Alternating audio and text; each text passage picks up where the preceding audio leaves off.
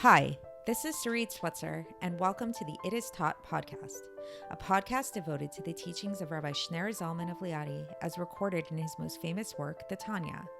My hope for this show is to make these teachings accessible and relatable to the average person, regardless of prior Jewish education or affiliation.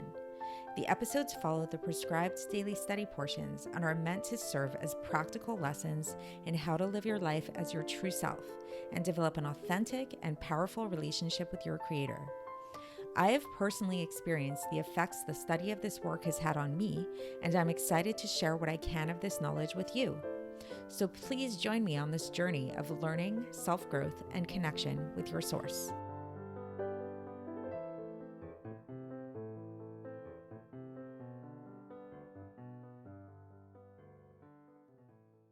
Hi, and welcome to the It Is Taught podcast. This is episode 553 for the 9th of Sivan in a regular year. Today we're going to talk about miracles.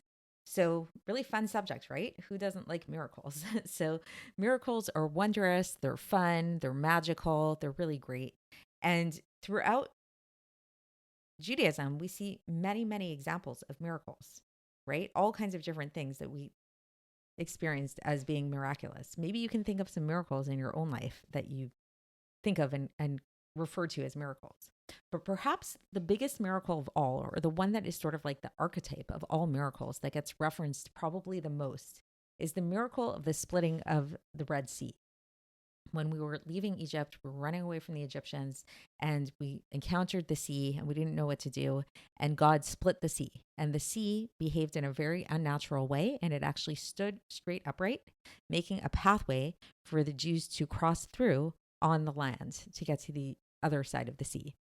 So, what we're going to actually learn about today is that as miraculous as the splitting of the sea was, it actually was not the biggest miracle of all. There's actually a much more fundamental miracle at play, which is not only a one-time event. It's not something that we can point to and say like, "Oh, look, this is that splitting of the sea. How amazing is that?" But it's actually the miracle of our very lives, the miracle of our very existence. Because while truly it was something very extraordinary and something very outside of the norm that happened when the sea split, nevertheless, what was really happening there is that there was the nature of water, which is usually to flow downwards. That's how water usually does. That's the natural law of water. And then here the nature of water changed and shifted so that now it became standing upright. Nevertheless, where does this nature of water come from to begin with? The whole fact that water exists, the whole fact that there is a natural law, that's a lot more miraculous than just changing that law, the nature of the law itself, right? So the way that we'll really come to understand this today, and this is the subject of today's episode, is by really looking at the difference between the creation of something by a human being versus the creation of something by God. And the Alter Rebbe is going to really talk about how this is really one of the biggest mistakes that philosophers make in terms of their heresy, in terms of denying God or misunderstanding God and misunderstanding how it is that God creates the world. And that they liken the creation of the world, the way God creates the world, to the way that man creates. And the fundamental difference between these two things is because the way that man creates anything, whether it's creating a house, creating a piece of jewelry, creating some pottery or whatever it is, they're not really creating. The best we can do as human beings is to take one substance and make it into something else, change its form, change its shape, maybe even change its texture, maybe even change it from like a gas to a solid to a liquid, which is pretty cool, right? But we're not actually creating anything. What only God can do, and this is how God creates, and this is what makes God unique, is the creation of ex nihilo, something from nothing. So while yes, it is very amazing when we see like a true artist at work, a true builder that builds something really incredible, that's really incredible for sure.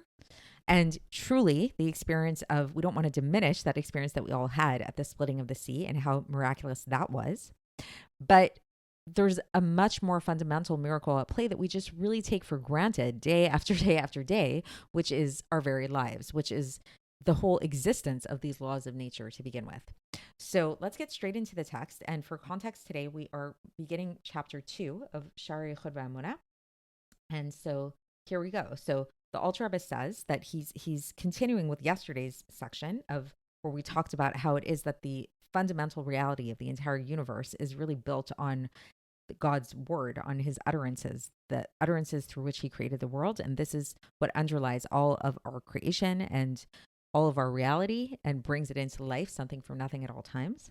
So the Alter Rebbe says that in this teaching, in this understanding of the building blocks of the world, we can come to bring an answer to those heretics and to reveal the source of their error to those people that deny the existence of divine providence and to deny the miracles that are stated in the Torah. Because like, you know, a lot of philosophers and heretics, they say to themselves like, oh, those stories that are in the Torah, you really believe them? You really believe that God split the sea and did these things? So through today's episode and through understand this fundamental underpinning of reality, we can really come to appreciate and see where these philosophers are mistaken.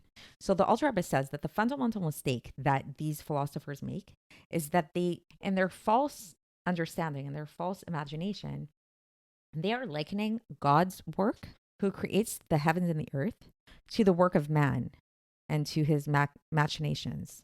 Because when a person goes out to create a vessel, then the vessel, after creating that vessel, then the vessel no longer needs the creator. Because even after, like, imagine if you picture somebody who's like making like a pot, a bowl out of pottery or something like that. So after creating that bowl, then the person makes that bowl and then the person leaves and the person goes off into the marketplace and everything. But the bowl is still there. The bowl still exists, just like it was immediately after leaving the maker's hands. So these philosophers, they make the mistake that this is exactly how God creates the world. And this is how the heavens and the earth were created. But they don't see the great difference between the work of man and his machinations, which is something from something, which is merely what is something from something. It's that we're merely changing the form of something, changing the shape of something.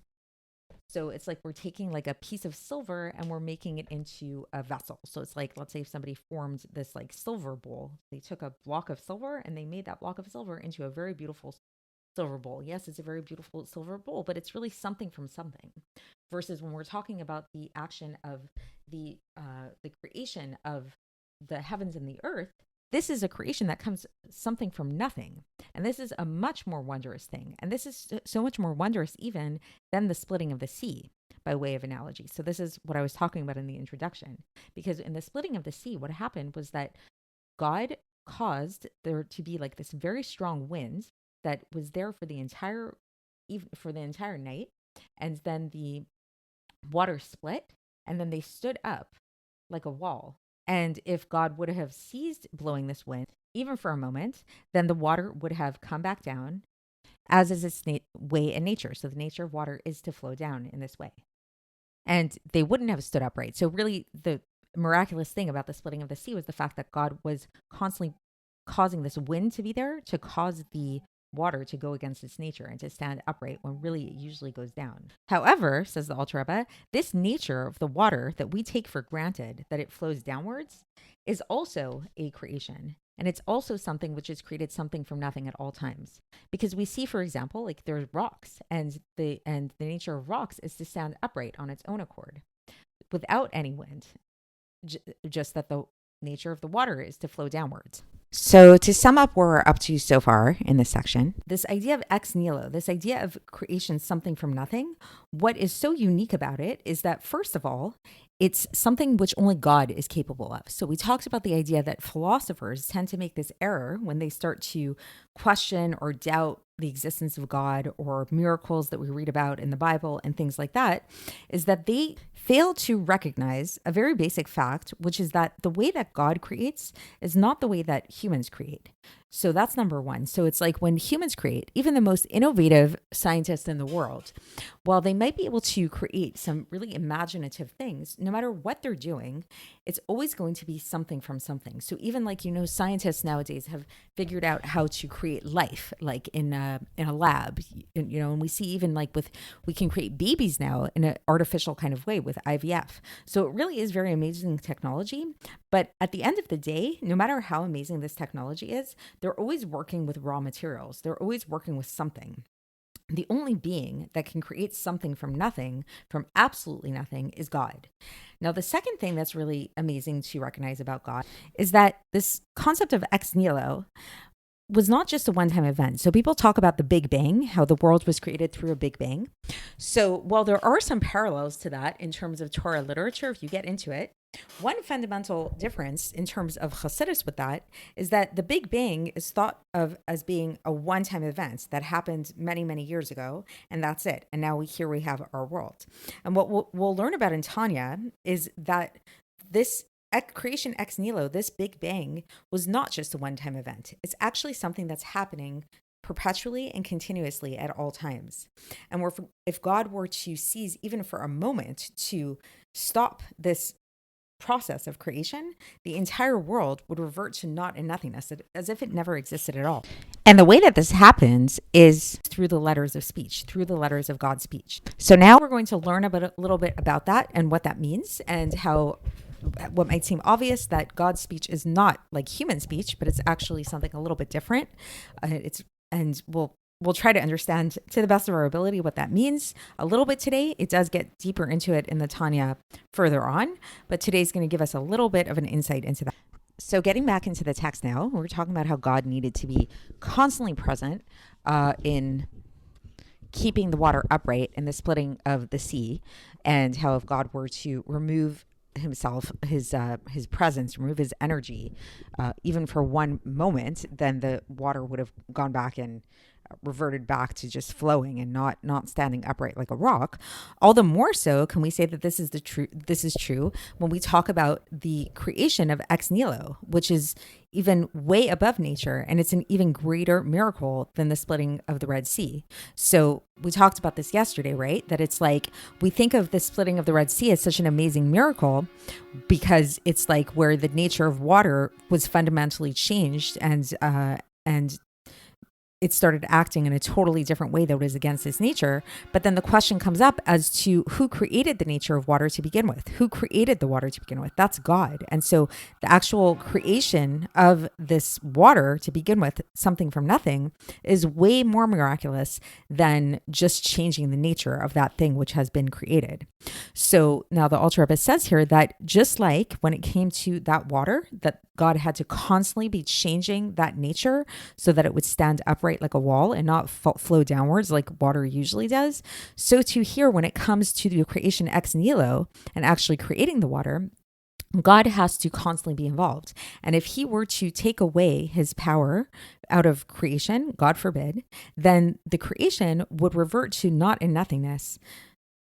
So thus we need there to be this constant, it's a very active process of creation in order to keep everything alive, in order to vivify life and to keep it in existence. So it's like when we think about ex nihilo, it wasn't just a one-time Big Bang event. This is something that's happening continuously and perpetually at all times. And now what is this continuous and perpetual creation that's happening? So the Alter Rebbe says this is the aspects of the letters of speech that come from the 10 utterances through which the world was created. So again, just a little review of what we mentioned this previously, is that God we see in the creation of the world as told in Genesis in the Bible. It doesn't say God made light, God made the land, God made the flowers and all that stuff. It talks about how God brought everything into existence through his speech. It says, and God said, let there be life. And then there was light, and then there was light. Or he said, God said, let there be a firmament that divides between the higher waters and the lower waters, and then it was such, so and so on. So we see that the process of creation happens by virtue of speech. And then now here the Alter Rebbe quotes a verse from Nehemiah chapter 9 verse 6, where it says ve'ata mechaye et kulam, which literally means, and you vivify them all. But he's going to give an even deeper understanding as to what this means. He says, first of all, that when we say ata mechayet kulam, you vivify them all, he says don't read mechaye, vivify, but rather read mehave, to bring into existence, meaning to say that it's not just that God is giving life to everything, but he's actually bringing them into existence. And this is written in a present format. It doesn't say, and you brought them into existence or you vivified them. It says, you are vivifying them. You are bringing them into existence. And then he takes it even one step further. If we look at the Hebrew for this, where it says, ve'ata, you bring them into existence or vivify them. The word you in Hebrew is made up of 3 letters. It's made up of the letters Aleph, Taf, and Hey. And so what this means is that when we say, and you vivify them, we think on a simplistic level, on a more superficial level, we're saying you, meaning God, you vivify them.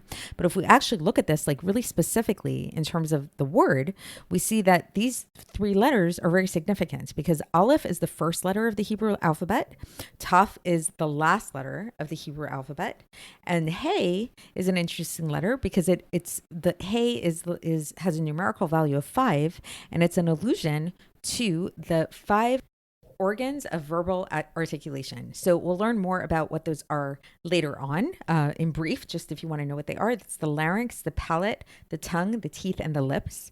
So this is like what the 5 organs of speech that we use in order to vocalize. And so basically, so it's like, again, so if we look at ata mechayet kulam, you give life to all of them or you bring them into existence, it's not just saying you, meaning just God. I mean, it is saying that it's God, but it's saying something much deeper than that. It's saying that these letters of speech bring the world into existence. And so it's the letters Aleph, which is the first letter Taf, which is the last letter. So it's like, sort of like alluding to like all the letters of the alphabet. And then to this idea of speech, this idea of the Hey Mototape, the 5 organs of verbal articulation. And then the Alter Rebbe goes on and he says that even though God doesn't have a body, so it's like, what does this mean when we say God speaks, God's verbal articulation, God's letters of speech? How can we understand this? Because we say God doesn't actually have a body, but yet we see in scripture, it often says, Ve'daber Hashem, ve'yomer Hashem, that God spoke or God said. So it must mean that there's some way that God does speak. So what does this mean when we say these things? When we say, and God spoke to Moses, or God spoke to Yeshayahu, or any of the other prophets, what do we mean by this? So what we mean is that, how the Alter Rebbe explains it, is that this was a revelation of the 22 letters, the 22 supernal letters to the Nevi'im. And these supernal letters became subsequently vested within their minds and within their understanding in the way that they experienced and they perceived their prophecy. So basically, it's like when we talk about this idea, when we think about prophecy in general and God speaking to the prophets, it's like, what is that like? It's hard for us to relate to that because we know that God is not a person. So when we picture 2 people talking to each other, we're like, okay, we understand that it wasn't quite like that. And so what the Alter Rebbe is teaching us is that what this means when we say that God spoke to the prophets, what this means is that his 22 letters of speech became revealed in their minds. And not only did it become revealed in their minds, but also in their thoughts and in their speech. And this is why we see that the way the prophets, the whole idea of being a prophet is that they spoke, like the Spirit of God spoke through them. And so here the Alter Rebbe brings a verse to kind of back this up. And this is from Shmuel Bet, chapter 23, verse 2, where it says, Ruach Hashem diber bi umilato al leshoni, where it says, the Spirit of God spoke through me and his word was upon my tongue. So this is what we see is that the prophets, when they spoke their prophecy, they were not speaking their own words. It was like God's speech, which is, again, these 22 letters were revealed through them and became manifest through their speech. And then the Alter Rebbe says that in the Sha'ar HaNevuah of the Arizal, he explains this also. And so just like how the letters of speech became enclosed within and vested within the prophets, says the Alter Rebbe, these letters of speech also became vested and are vested in all of the different types of creatures, all of creation. And to back this up, he quotes a verse from Tehillim, chapter 33, verse 6, where it says, "B'dvar Hashem shamayim nasu u'v'ruach piv kol tzva'am," which literally means by the word of God were the heavens made, and by the breath of his mouth all their hosts. So again, this idea that like creation is really intertwined, interconnected with speech. There's something about speech, that speech is the vehicle by which God creates the world. And so now the thing is how this happens and this is how it's different than the Nevi'im. So the Alter Rebbe is going to say, okay, so what's the difference between how these letters become revealed for the prophets, for the Nevi'im, versus how they become revealed for creation, is that in the process of creation, in the process of the letters becoming revealed in creation, this is through many, many degradations, many like hishtalshalos, it's called, so many descents, like a chain-like reactionary event kind of thing, until it came down here into Asiya, into the physical world of Asiya, which if you've been following along this podcast, you know that's like the lowest of all the worlds, which is not the case in terms of the understanding of the Nevi'im, which the understanding of Nevi'im was in Atzilus, which is the highest level, the highest of all worlds, which became enclosed in the world of Bria, which is the second to highest of all worlds. So that's a little bit of a technical note to be ending on, but the bottom line is that the prophets were receiving their prophecy in a revealed state that was like slightly more from this higher place kind of thing. And when we receive the letters down here in terms of how the world is created, it goes down through a little bit more of a descent, a little bit more of a contractionary kind of thing. And so this is kind of like just like a little teaser, a little taste of what's further to come in this Sefer. We're going to really delve into these ideas a lot more, so stay tuned. But the bottom line, just the takeaway to take away from today, is that creation wasn't just a one-time event. It wasn't something that God did and, then kind of just observes from afar, but rather it's something continuous. It's something that's happening every moment. God is constantly creating the world, something for nothing at all times, way more so than in the way that he caused the splitting of the Red Sea, caused the waters to stand upright. So this involvement of the world, of God in the world, this involvement in God actually not only sustaining the world, but actually bringing the world into being, something from nothing, is happening at all times, continuously. And the way that he does this is through the tools that he used to bring this creation about, is through the Hebrew letters of speech, originating in the 10 utterances of creation as outlined in Bereshis, in Genesis, in the story of the creation of the world. And so we will continue along these lines tomorrow and get deeper into understanding these ideas. So stay tuned, stay with it, and I will speak to you then. Thanks for listening to the It Is Taught podcast, hosted by Sarit Switzer. This podcast is dedicated in loving memory of my maternal grandfather, Avraham Yitzchak ben Binyamin HaKohen of blessed memory. Music by Shoshana. If you enjoyed this episode and would like to support the show, please share it with others and subscribe on YouTube, Apple iTunes, Spotify, or wherever you listen to podcasts. And make sure to leave us a 5-star review. To find out more about the It Is Taught project, including more information on my soon-to-be published book, please visit our website, itistaught.com. To catch the latest from me, follow me on Facebook, Instagram, and Twitter. Looking forward to speaking with you tomorrow, and until then, have a great day.